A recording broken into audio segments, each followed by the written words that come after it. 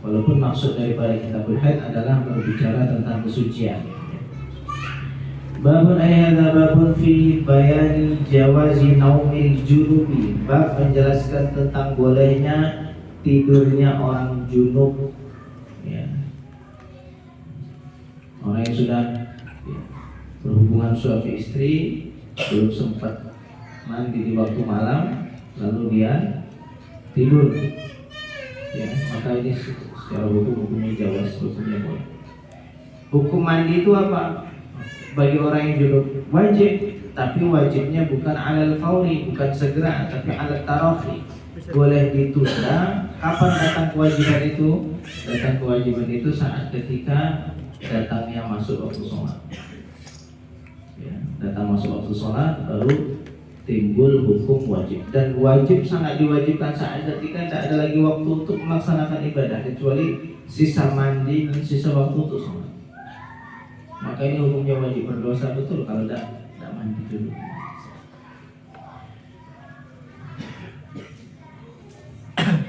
Wastihbabul wudu'i lahu, dan disunahkan berwudu baginya. Baginya siapa? Bagi orang yang junub yang ketika tidak mau tidur. Dia sudah junub, pengen tidur, malas mandi, wudu. Zaman dulu sulit mau mandi malam, dan sekarang WC pun di dalam kamar, langsung mandi. Dan disunahkan berwudu bagi siapapun yang mungkin malamnya tidak mau mandi, mau tidur, sunnah dia untuk berwudu. Dan ini termasuk daripada wudu yang tidak dibatalkan oleh keluar angin. Kalau orang itu buang angin, dia lagi berwudu, tapi wudunya wudu untuk membolehkan tidur bagi orang yang junub supaya tidak makruh, untuk menghilangkan sifat makruh, maka dia tak batal. Ada beberapa kondisi wudu itu tidak batal dengan ketentuan. Salah satunya apa? Ya, orang yang berwudu ketika ingin menghilangkan sifat makruh di dalam tidur bagi orang yang junub. Karena orang junub tidur tanpa wudu makruh. Nah, lawan dari sunnah. Kalau berwudu hukumnya sunnah. Apalagi wudunya orang yang mau mengambil sunnah tidur dengan berwudu. Dia mau tidur, wudu dulu. Ada kan? Sunnah berwudu sebelum tidur. Ini juga adalah wudu yang tidak dibatalkan dengan sesuatu yang membatalkan. Bersentuhan dengan istri tidak batal. Nah, mau wudu, wudu. Setelahnya sentuhan dengan istri, jangan wudu lagi. Karena bisa 100 kali nanti berwudu. Gimana? Apalagi orang yang mau makan dan minum ketika junub, jadi dia wudu dulu nih supaya tidak hilang, supaya hilang sifat makruh. Karena orang lagi junub makan minum itu hukumnya makruh. Ada yang mengatakan cepat tua. Orang junub lama-lama dan mandi junub, makan minum dengan kondisi junub itu cepat tua. Cepat tua ya macam-macam. Tua raut wajahnya, tua fisiknya, tua pikirannya. Terus apa lagi? Wudunya orang yang daimul hadas, orang beseran, ya, dia pipis tidak pernah bisa ditahan. Kapan pipis dia keluar sih, tidak bisa ditahan. Maka orang yang seperti ini ketika berwudu, ketika hendak melaksanakan sholat, maka hukumnya apa? Hukumnya tidak apa-apa, air kencing itu keluar, tetaplah dia sholat dalam kondisi itu. Tapi dengan ketentuan. Nah, apa ketentuannya? Daimul hadas kayak orang tayamum, yaitu dengan hanya menggunakan satu wudu hanya untuk sekali sholat wajib. Wudunya hanya boleh dilakukan saat ketika masuk waktu sholat, dan itu hanya untuk sekali sholat. Jadi walaupun nanti dia tidak buang angin, orang yang beseran itu, ketika masuk waktu maghrib, nanti waktu masuk isya tetap wudu baru di waktunya. Paham ya maksudnya ya? Kalau kita kan boleh sekali wudu untuk seminggu sholat boleh kalau tidak batal. Kalau monggo, kalau mampu seminggu silakan, 2 minggu monggo.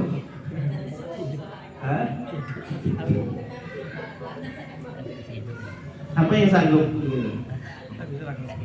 Empat kali waktu bisa tak? 4 kali waktu. Zuhur, asar, maghrib, isya bisa ya? Kalau dari zuhur, kalau dari subuh. Nabi Muhammad itu dari subuh sampai isya menahan untuk tidak buang hajat atau buang angin saat ketika apa? Saat ketika perang. Ketika perang Khandaq.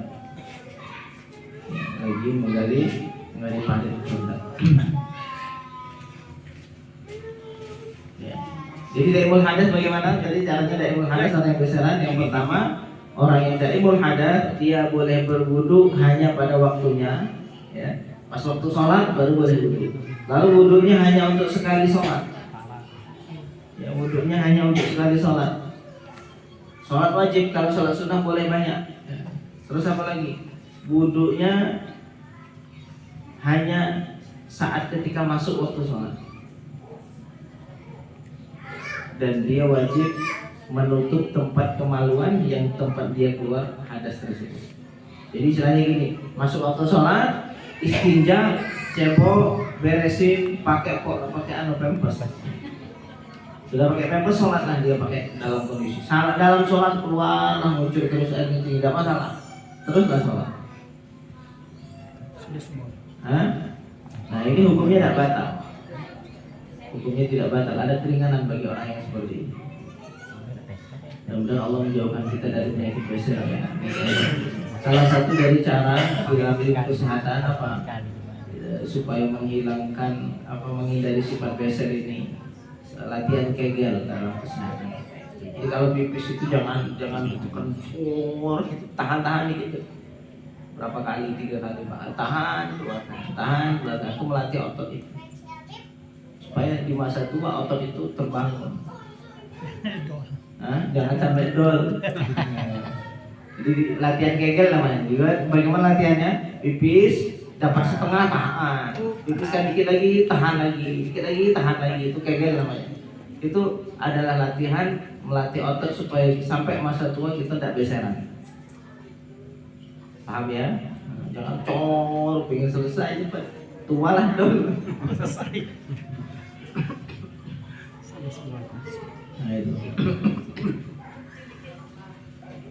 Jadi hukumnya apa? Orang yang junub makan minum boleh, tapi makruh.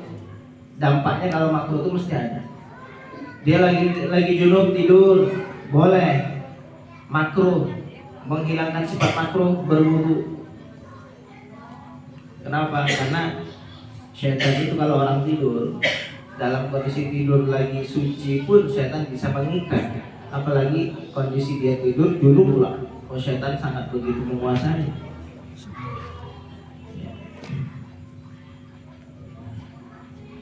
Wa ghuslul farji wa istihbabul wudu'i lahu wa ghuslul farji, dan sunnah berwudu baginya orang yang junub dan membasuh kemaluan. Jadi sebelum tidur dia basuh najis-najis yang menempel dalam tubuhnya setelah seseorang itu bersetubuh.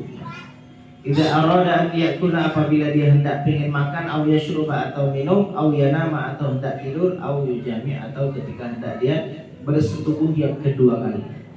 Atau nak ngulang, sunnah juga wudu. Tunggu semangat lagi, Beb. Ya, ngulang lagi, wudu lagi kata. Jadi ingin mengulang pun harus disunahkan dengan berwudu. Apa? Menumbuhkan rasa semangat. Karena kalau tidak ada wudu, tidak ada semangatnya. Oh ya? Betul.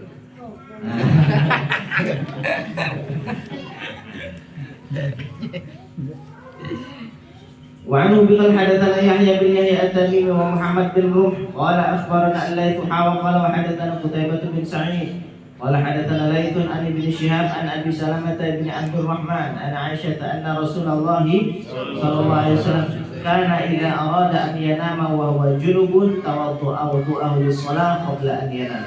Dari Sayyidatuna Aisyah, sesungguhnya Rasulullah SAW adalah kanjeng Nabi apabila apabila ingin yanama, ingin tidur, wahwa junubun, walhal dalam kondisi junub, tawaddo'a wudu'ahu lis-shalah, berwudu seperti wudunya ketika mau sholat, persis ya kayak wudu sholat qabla an yanama, sebelum tidur.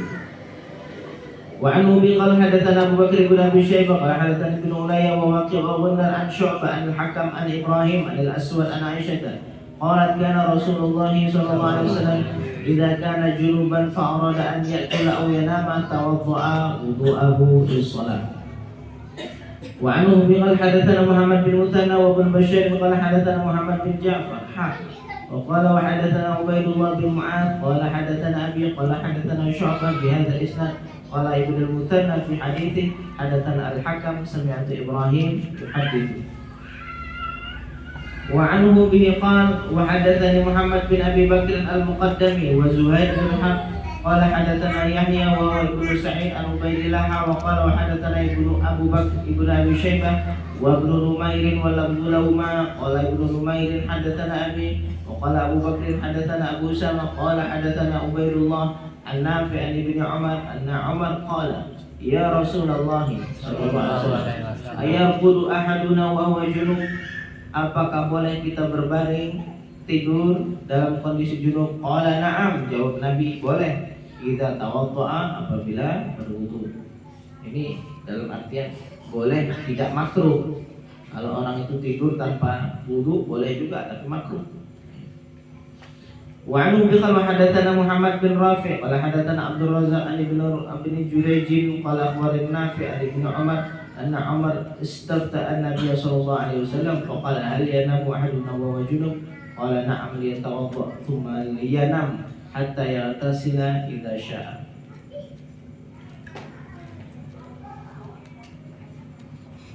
وعنه قال حدثني يحيى بن يحيى قال قرأت على مالك عن عبد الله بن دينار عن ابن عمر قال ذكر عمر بن الخطاب لرسول الله صلى الله عليه وسلم أنه تصيب جنابة من الليل. Sesungguhnya Sayyidina Umar menimpa kepadanya junub di waktu malam. Faqala lahu Rasulullah, lalu bertanya kepada Rasulullah sallallahu alaihi wasallam. Rasul menjawab, tawaddu, berwudulah, waghsil dzakaraka, dan basuhlah kemaluanmu, kemudian malam, kemudian tidur. Jadi basuh dulu baru wudu. Kalau nengok hadisnya wudu lalu membasuh zakar, tidak sesuai. Jadi wow di sini bukan ditertib tapi mutlaqil jam'i. Jadi artinya apa? Basuh kemaluanmu lalu engkau berwudu. Fitrahnya manusia tidak. Kalau orang mandi junub pasti bersihkan dulu najis-najis itu yang berkaitan, lalu habis itu baru mandi. Atau kalau berwudu pun fitrahnya begitu. Biasanya orang itu pakai sabun dulu. Cuma ini cara kalau orang mandi junub tidak boleh kita membasuh dalam niat dalam kondisi badan terkena sabun. Kenapa? Karena air sabun itu akan menjadikan air itu tidak lagi suci tapi tidak bisa menyucikan. Jadi caranya gini, kalau mandi junub, bagian tubuh mana yang terkena najis atau bagian tubuh mana yang sekiranya air tidak bisa masuk, selesaikan dulu, bereskan dulu. Mohon maaf, misalnya orang pakai deodoran ya di ketiaknya ya. Ini kan sebenarnya kan membatasi sulit air masuk ke dalam rongga kulit itu. Makanya orang itu tidak bau karena di situ tertutup rongga-rongga, keluarnya keringat di situ. Juga ditutup dengan itu, akhirnya tutup wangi. Nah, bagaimana caranya kalau mandi junub? Itu dibasuh dulu pakai sabun, dilap dulu pakai sabun, digosok dulu sabun, baru diselesaikan. Mungkin bagian kemaluan juga situ cuci semua, baru setelah itu mandi dikucur dengan air. Atau kalau mandinya berenang atau apa gitu ya, dengan air yang banyak. Tidak boleh gitu tiba-tiba dalam kondisi itu langsung mandi niat dalam kondisi tubuh masih ada najisnya, masih belum sempurna airnya bisa mengalir, maka ini bisa pengaruh dengan kesahan mandi junubnya kita. Rasulullah itu zaman dulu bagaimana cara menghilangkan bekas-bekas air mani atau bekas-bekas air mandi dan lain-lain itu? Biasanya di zaman sahabat itu pakai pasir yang disentuhkan lalu digosok-gosok pelan-pelan. Mandi mengangkat. Kalau zaman sekarang sudah ada sabun.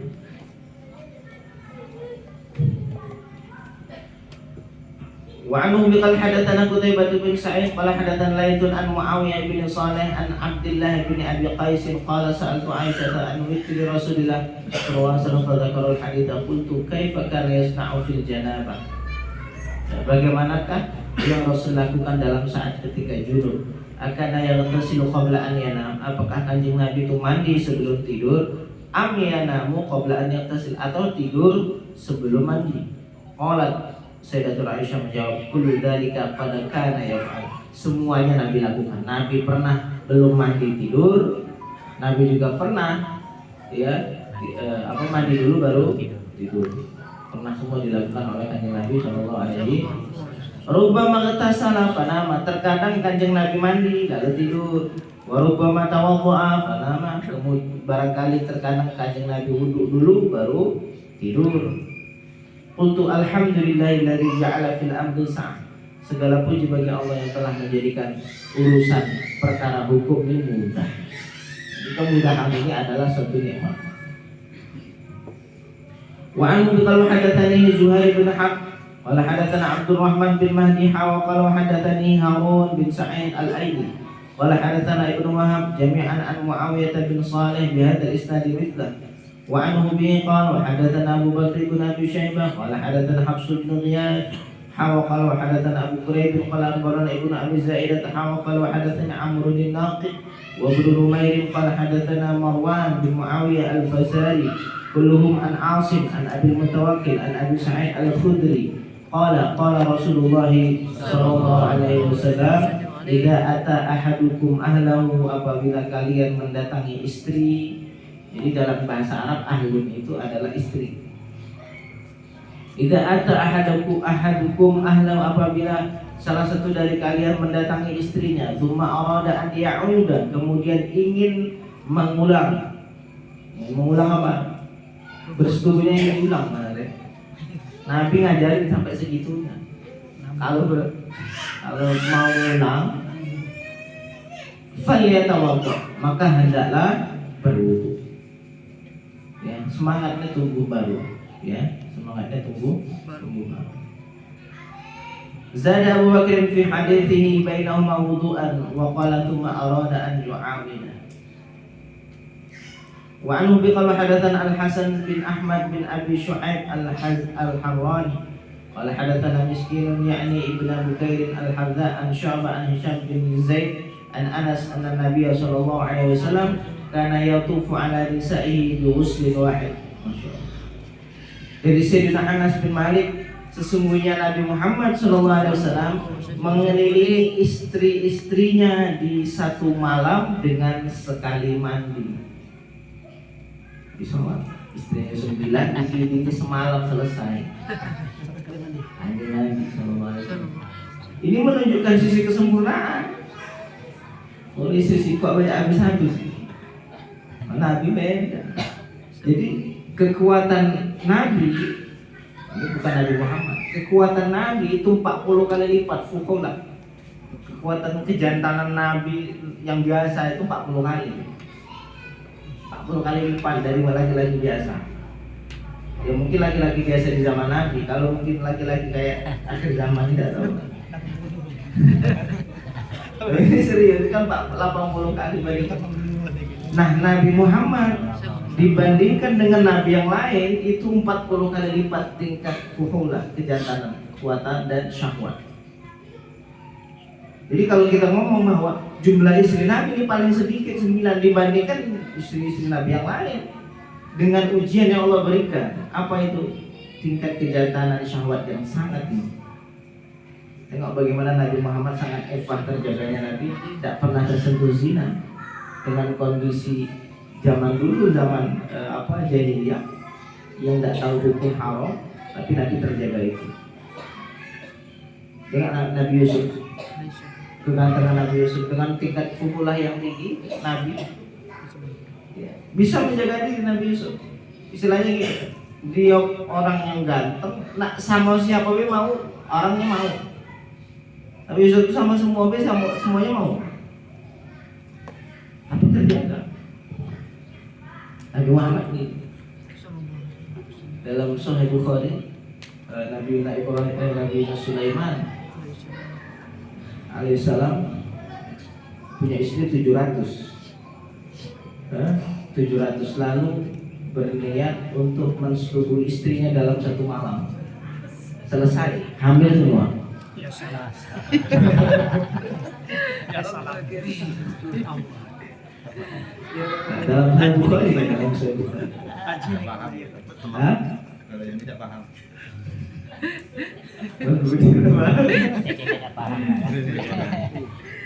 Jadi semua 700 istri hamil semua dalam satu malam. Nah itu Nabi. Dan Nabi Muhammad SAW 9 itu kalau dibandingkan dengan para nabi lain itu sangat sedikit. Jadi dengan begini kita akan tahu betapa kemuliaan Nabi, betapa ifahnya Nabi, betapa terjaganya Nabi. Itu di umur berapa Nabi Muhammad punya istri 9? Kan gitu pertanyaan. Dari umur 25 beliau nikah sama Sayyidatina Khadijah. Berapa tahun menikah sama Sayyidatina Khadijah? 25 tahun sampai umur 50 tahun Sayyidatina Khadijah wafat. Nabi Muhammad tak menikah 2-3 saat itu. Artinya saking ifahnya Nabi, terjaganya Nabi. Loh kalau gitu cuma nafsu yang kecil ini pikirannya kemana-mana. Loh bagaimana kalau diuji sama Allah dengan nafsu yang tinggi? Loh kayak apa coba bayangnya? Hah? Masih tetap tak iman kira-kira dalam hati dengan nafsu yang Allah uji, karena itu bagian dari ujian supaya kita tahu bahwa Nabi kita itu bukan seperti manusia biasa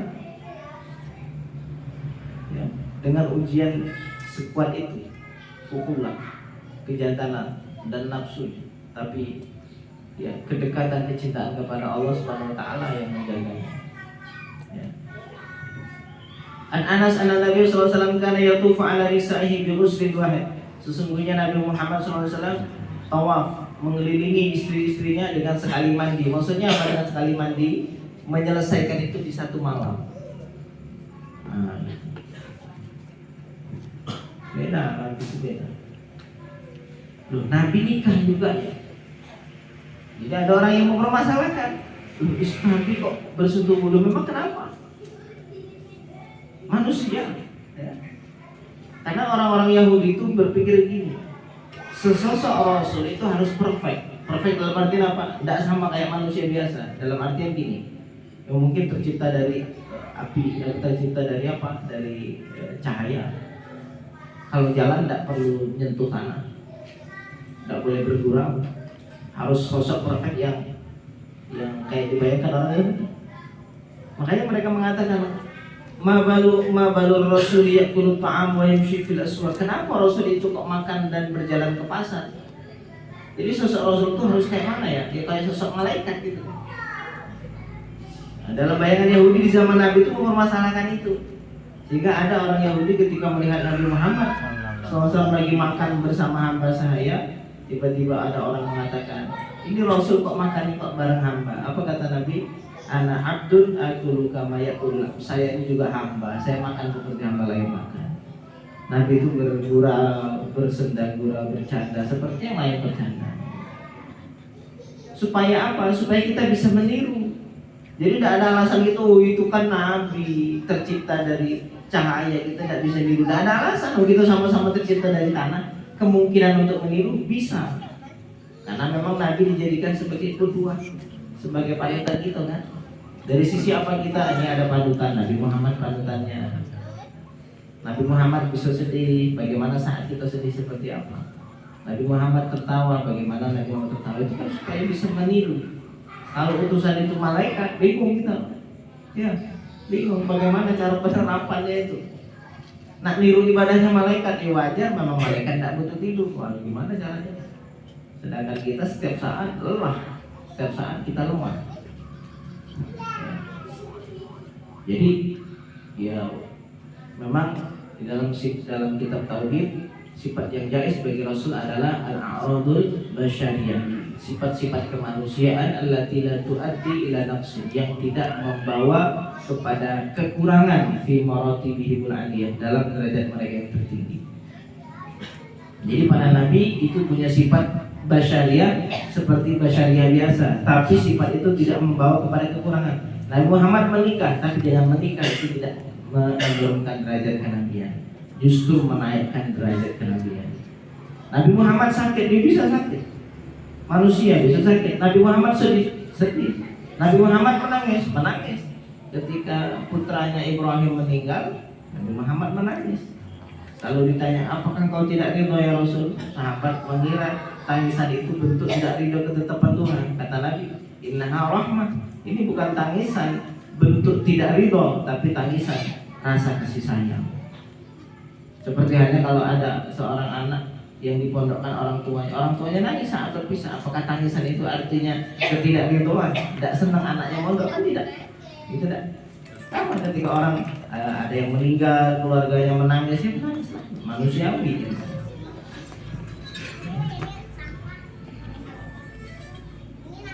Wallahu ta'ala ala wa ala bisawab. Alhamdulillahi rabbil alamin. Sallallahu alaihi wasallam.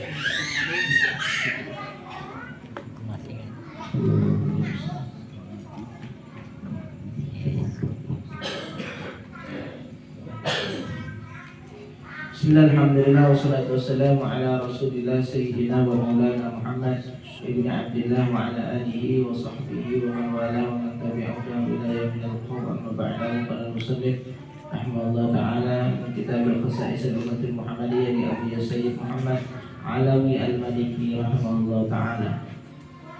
Wa ikhtasallahu as-sha'im, dan Allah mengkhususkan orang yang puasa bi'an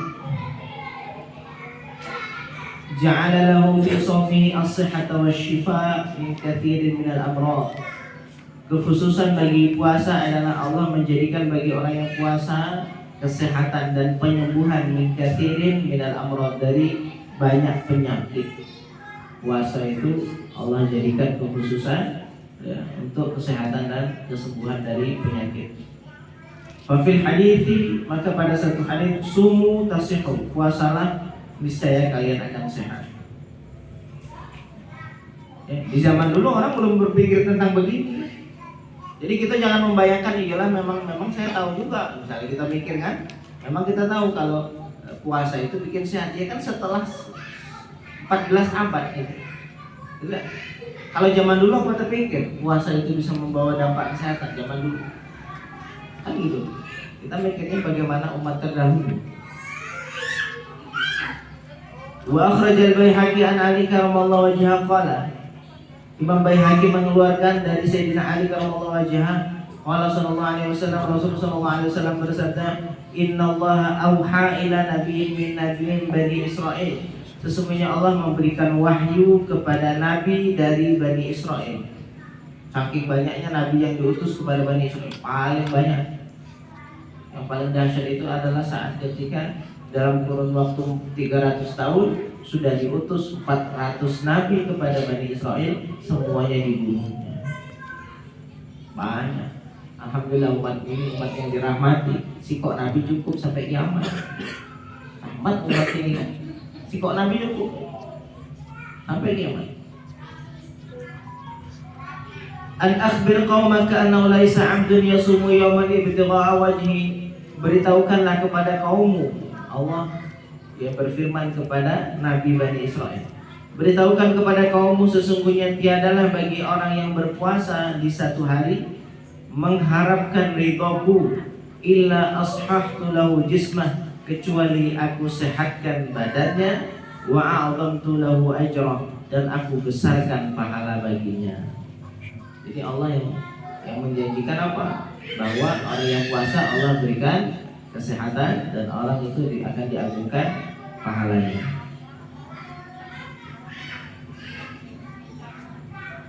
Wasirru dzalika, dan rahasia demikian itu, anna lis-shaumi ta'thiran 'ajiban fi hadzil a'dha'i dhahirah, sesungguhnya puasa itu memberikan dampak yang luar biasa untuk menjaga anggota tubuh yang luar ini.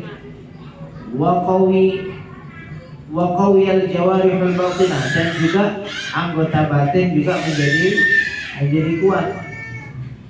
Wa himayatuha minat takhlidil jalibil mawadil fasidah, dan penjagaan dari bercampurnya zat-zat yang merusak ya di dalam tubuh. Wastifraqil mawadil wadi'ah, dan juga membersihkan ya zat-zat yang kotor yang ada dalam tubuh. Wa dzalika min akbaril auni 'ala taqwa, dan itu menjadi penolong terbesar bagi takwa. Kama qala ta'ala, seperti Allah berfirman, kutiba alaikumus syiyam, diwajibkan bagi kalian berpuasa, kama kutiba 'alal ladzina min qablikum la'allakum tattaqun, sebagaimana diwajibkan bagi orang yang sebelum kalian, mudah-mudahan kalian menjadi orang yang bertakwa.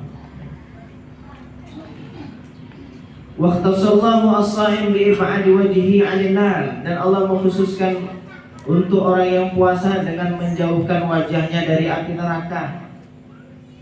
Yang paling diharapkan oleh orang yang sudah mati, jauh dari api neraka. Tidak ada harapan lain kalau orang sudah mati, diampunkan dosanya, dijauhkan dari neraka, dimasukkan ke surga. Nah, tidak ada lagi harapan lain kalau sudah mati. Pengennya diampuni dosanya, dijauhkan dari neraka, dimasukkan ke surga. Tidak ada harapan lain. Orang tuh dulu menzalimi saya semula, tidak terpikir. Saya kemarin belum selesai ini proyek, saya tidak mikir. Apa yang dipikir? Allah mengampunkan dosa saya apa enggak? Allah jauhkan saya dari neraka atau tidak? Allah memasukkan saya dalam rahmatnya atau tidak? Itulah yang dipikir. Fala tara 'ainuhu ayya masyhadin min masyahidin nar, maka matanya tidak melihat pandangan apapun dari pandangan neraka. Ini orang yang puasa. Ya. Maka dia tidak melihat matanya pandangan dari pandangan api neraka sebagai orang yang berpuasa. Yaqulu sallallahu alaihi wasallam, Rasul sallallahu alaihi wasallam bersabda, "Man shoma yauman fi sabilillah," siapa yang puasa satu hari di jalan Allah, ba'ada wajhahu 'anil nar, Allah jauhkan wajahnya dari api neraka sab'ina khalifah, 70 tahun perjalanan. Sehari puasa dijauhkan 70 tahun perjalanan. Kita berjalan 70 tahun sejauh mana? Dijauhkan sedikit. Besok puasa lagi dijauhkan lagi 70. Besok lagi puasa 100 puasa dikali 7.000 tahun. Ingat, dengan syarat ikhlas. Dengan syarat apa lagi? Tidak merusak puasanya dengan ucapan ghibah dan dusta. Karena kemarin dikatakan bahwa yang merusak pahala puasa itu cuma dua. Yang betul-betul rusak, yang betul yang dikatakan Nabi, ada orang puasa itu tidak dapat puasanya kecuali rasa lapar dan cuma haus. Yang bagaimana? Yang bohong sama yang ghibah. Kalau yang lain, dosa-dosa yang lain, dosa mata, dosa telinga, dikurangi pahala. Tidak sampai betul-betul nol. Tapi kalau sudah berbohong sama menghibah, habis pahalanya, selesai. Dia cuma dapat haus dan dapat lapar.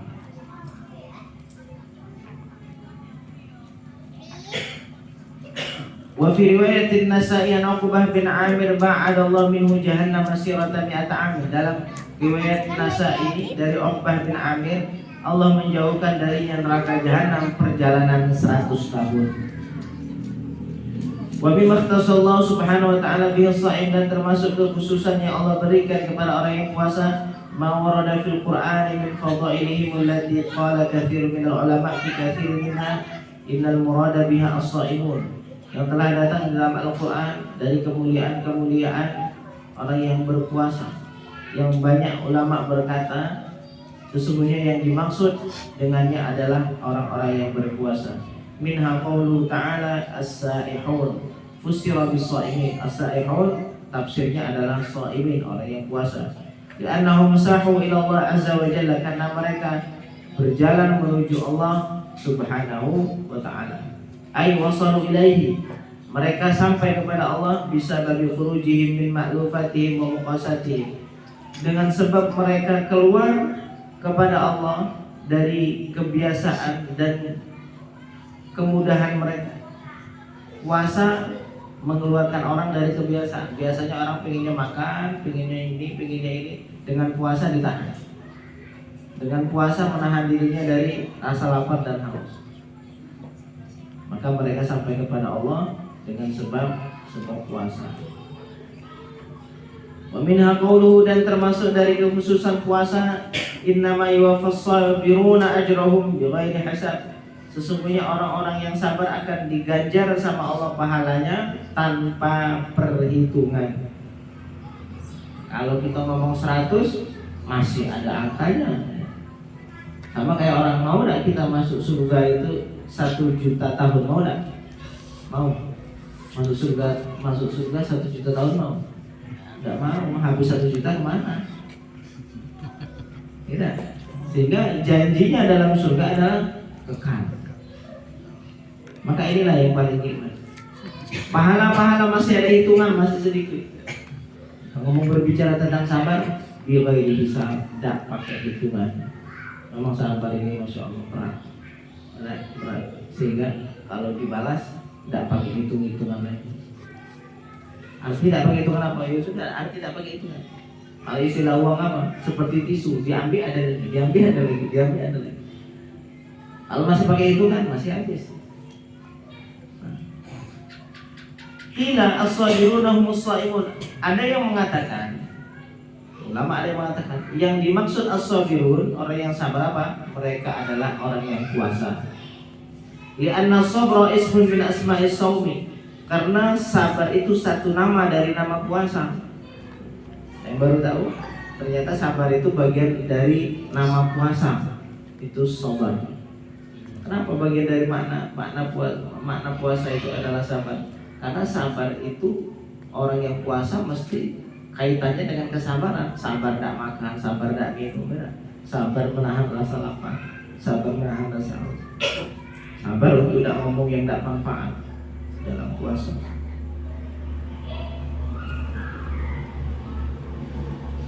Wahina idzin yufriqu as-sha'im min khaza'il al-fadl wal judi wal karam ma la yahsihi al-hisab. Maka saat itu orang yang berpuasa akan diberikan dari perbendaharaan karunia, kemurahan dari Allah Subhanahu wa taala, ma la yahsihi, yang tidak terhitung, yang tidak bisa dihitung oleh perhitungan. Wala yuqaddar illa rabbul arbab, dan tidak ada yang bisa menakar, menilai pahala orang yang puasa kecuali Tuhan seluruh makhluk.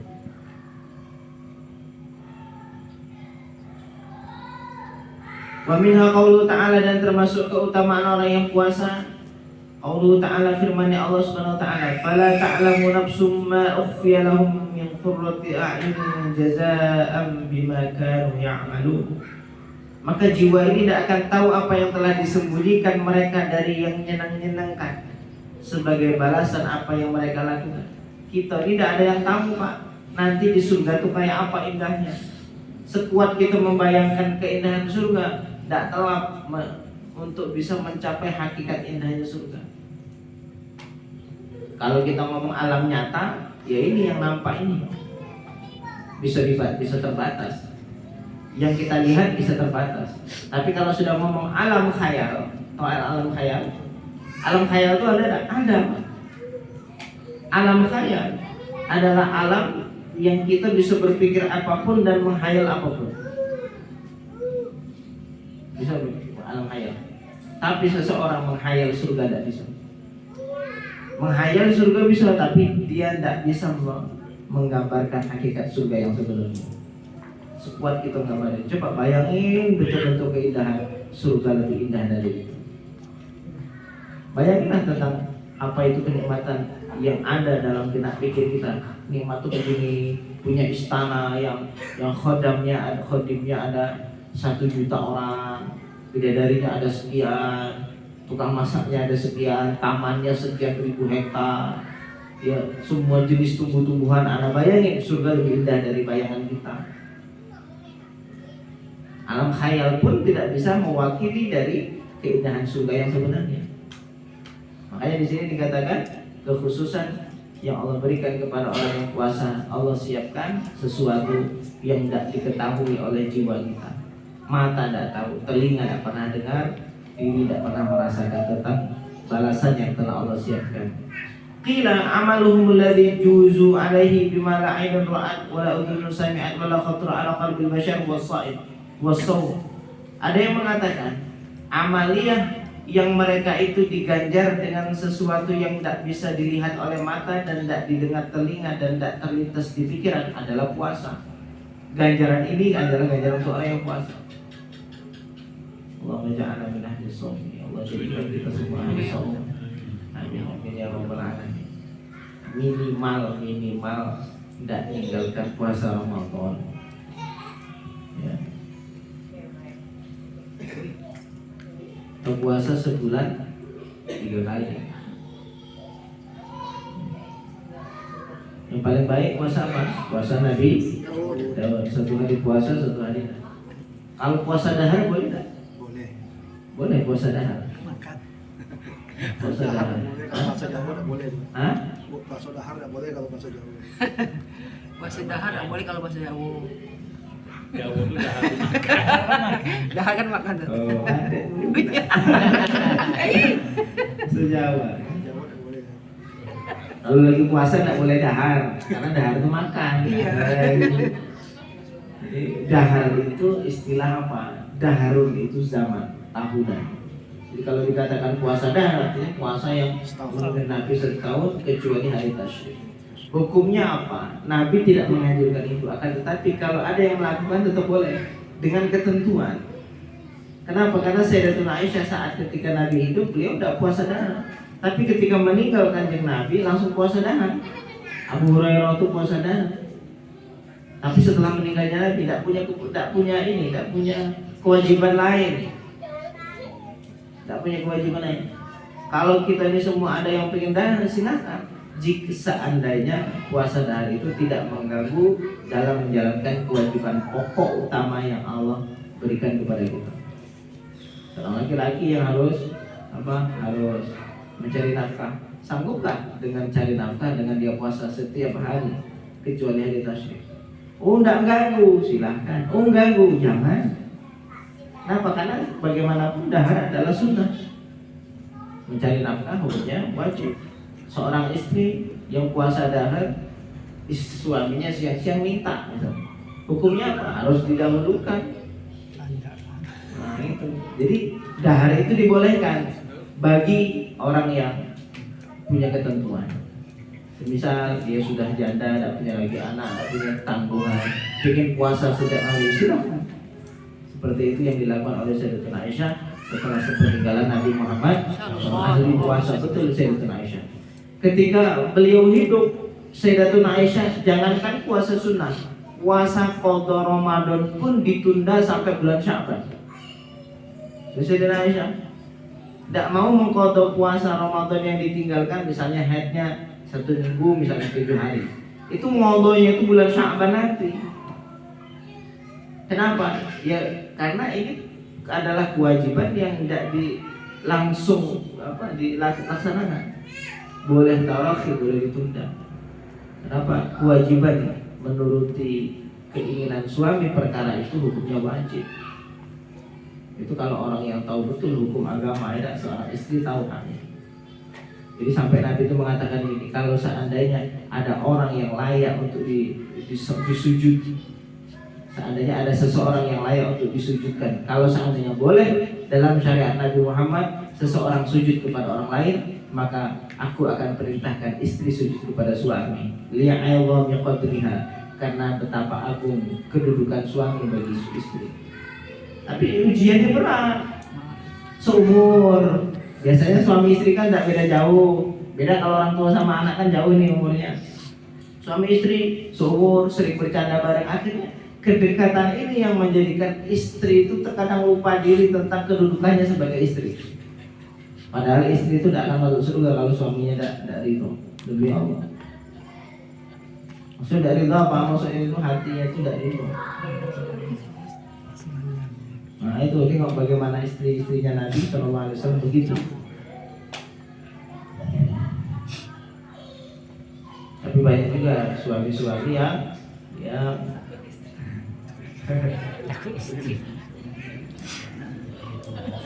apa?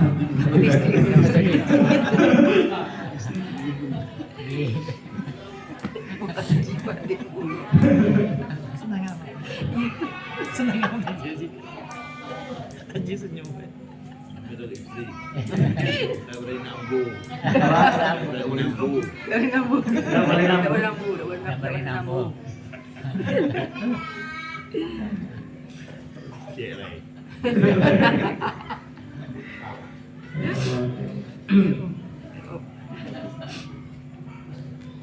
Allah Ta'ala a'la wa a'lam shawab. Alhamdulillah rabbil alamin.